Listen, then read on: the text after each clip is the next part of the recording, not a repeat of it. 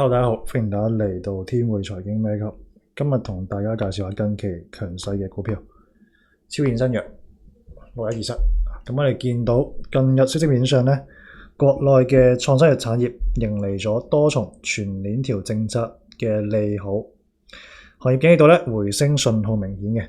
咁國家嘅醫保局咧喺7月14號正式公布咗通過2026年國家基本醫療保險、生活保險同工傷保險嘅藥品目錄。以及商業健康保險創新藥嘅目錄。今年上半年，我哋國家創新藥嘅海外授權交易異常活躍，再創歷史新高。截止上半年對外授權共達成81筆交易，總金額已經超過咗1100億美金，達到咗2025年全年嘅一個80%。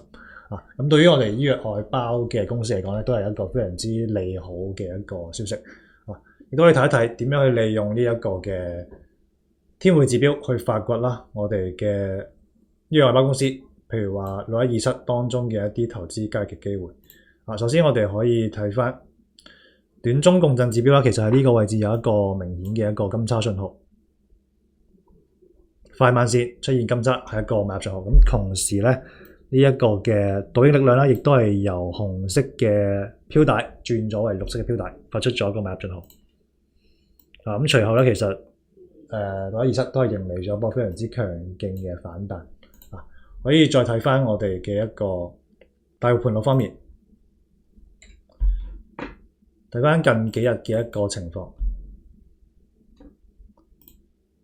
咁可以見到北水係有一個持續流入嘅情況啦。咁兼且排名喺前面嘅都係一啲比較知名嘅外資嘅投行，都係一個淨流入比較多嘅情況。即係其實都係呢一啲嘅資金真金白銀啦，喺度睇好呢一個嘅6127。